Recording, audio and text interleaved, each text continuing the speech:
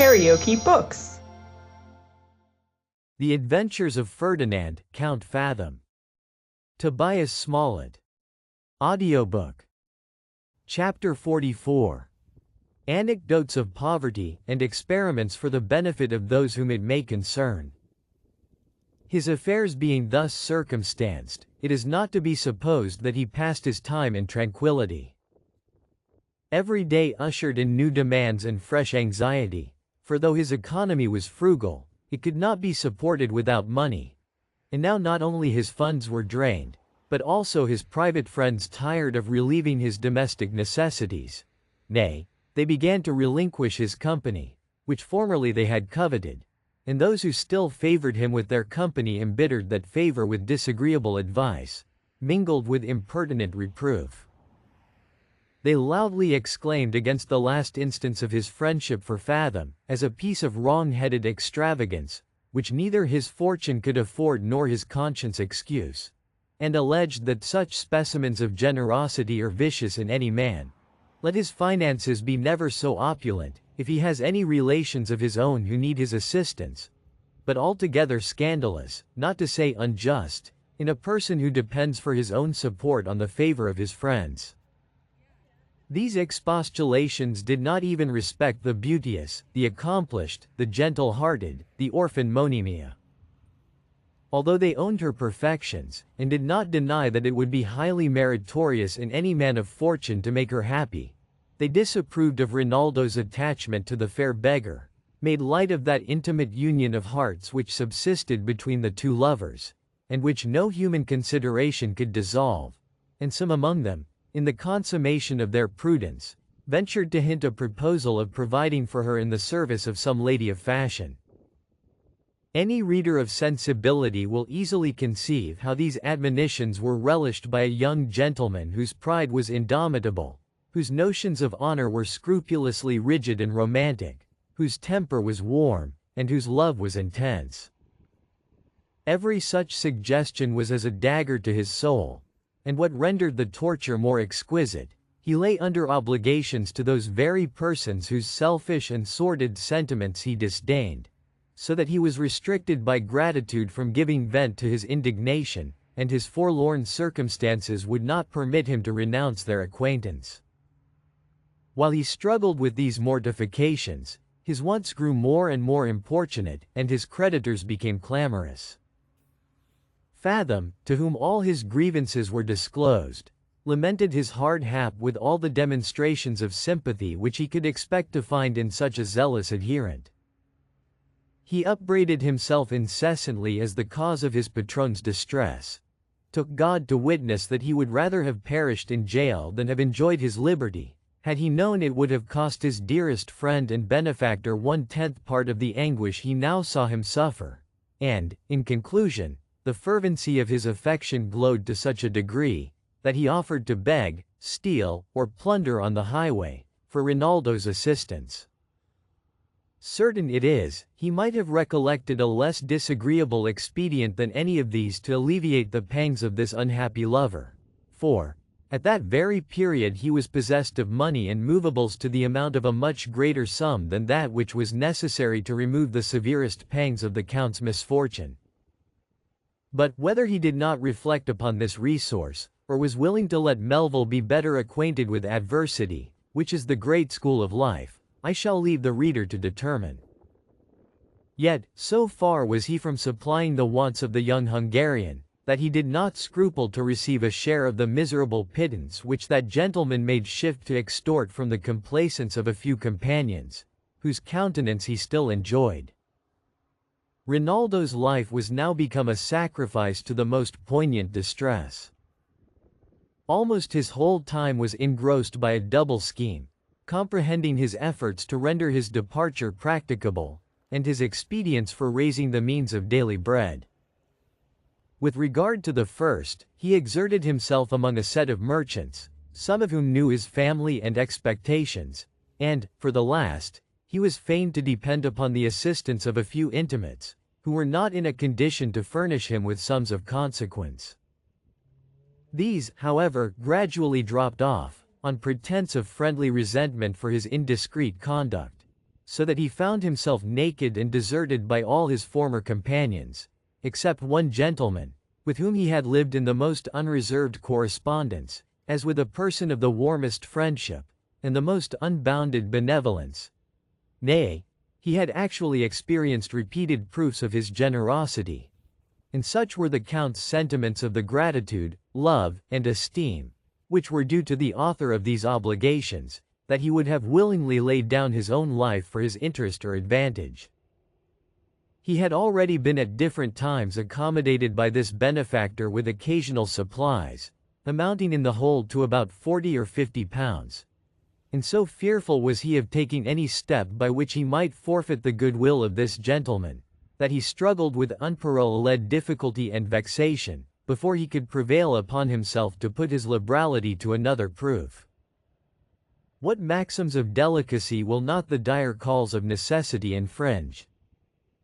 Reduced to the alternative of applying once more to that beneficence which had never failed him, or of seeing Monimia starve, he chose the first, as of two evils the least, and entrusted Fathom with a letter explaining the bitterness of his case. It was not without trepidation that he received in the evening from his messenger an answer to this billet. But what were his pangs when he learned the contents?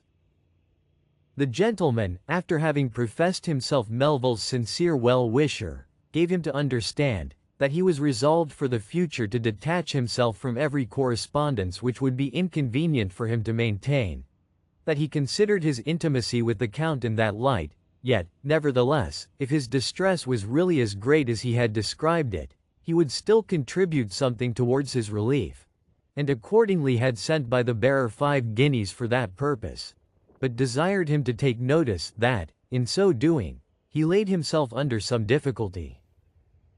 Rinaldo's grief and mortification at this disappointment were unspeakable. He now saw demolished the last screen betwixt him and the extremity of indigence and woe. He beheld the mistress of his soul abandoned to the bleakest scenes of poverty and want, and he deeply resented the lofty strain of the letter, by which he conceived himself treated as a worthless spendthrift and importunate beggar. Though his purse was exhausted to the last shilling, though he was surrounded with necessities and demands, and knew not how to provide another meal for his fair dependent, he, in opposition to all the suggestions and eloquence of Fathom, dispatched him with the money and another billet, intimating, in the most respectful terms, that he approved of his friend's new adopted maxim, which, for the future, he should always take care to remember, and that he had sent back the last instance of his bounty, as a proof how little he was disposed to incommode his benefactor. This letter, though sincerely meant, and written in a very serious mood, the gentleman considered as an ungrateful piece of irony, and in that opinion complained to several persons of the Count's acquaintance, who unanimously exclaimed against him as a sordid, unthankful, and profligate knave, that abused and reviled those very people who had generously befriended him, whenever they found it inconvenient to nourish his extravagance with further supplies. Notwithstanding these accumulated oppressions, he still persevered with fortitude in his endeavors to disentangle himself from this maze of misery. To these he was encouraged by a letter which about this time he received from his sister, importing that she had good reason to believe the real will of her father had been suppressed for certain sinister views, and desiring him to hasten his departure for Hungary, where he would still find some friends who were both able and willing to support his cause. He had some trinkets left, the pawnbroker's shop was still open, and hitherto he made shift to conceal from Monimia the extent of his affliction. The money broker whom he employed, after having amused him with a variety of schemes, which served no other purpose than that of protracting his own job, at length undertook to make him acquainted with a set of moneyed men who had been very venturous in lending sums upon personal security. He was therefore introduced to their club in the most favorable manner, after the broker had endeavored to prepossess them separately, with magnificent ideas of his family and fortune. By means of this anticipation he was received with a manifest relaxation of that severity which people of this class mingle in their aspects to the world in general, and they even vied with each other in their demonstrations of hospitality and respect, for everyone in particular looked upon him as a young heir, who would bleed freely and mortgage at cent per cent. Rinaldo, buoyed up with these exterior civilities, began to flatter himself with hopes of success, which, however, were soon checked by the nature of the conversation, during which the chairman upbraided one of the members in open club for having once lent £40 upon slight security. The person accused alleged, in his own defense, that the borrower was his own kinsman, whose funds he knew to be sufficient, that he had granted his bond, and been at the expense of insuring his life for the money, and, in conclusion, had discharged it to the day with great punctuality. These allegations were not deemed exculpatory by the rest of the assembly, who with one voice pronounced him guilty of unwarrantable rashness and indiscretion, which, in time coming, must undoubtedly operate to the prejudice of his character and credit. This was a bitter declaration to the young count, who nevertheless endeavored to improve the footing he had gained among them, by courting their company, conforming to their manners, and attentively listening to their discourse. When he had cultivated them with great assiduity for the space of some weeks, dined at their houses upon pressing invitations, and received repeated offers of service and friendship, believing that things were now ripe for the purpose, he, one day, at a tavern to which he had invited him to dinner, ventured to disclose his situation to him whose countenance was the least unpromising, and as he introduced the business with a proposal of borrowing money, he perceived his eyes sparkle with a visible alacrity, from which he drew a happy presage. But, alas!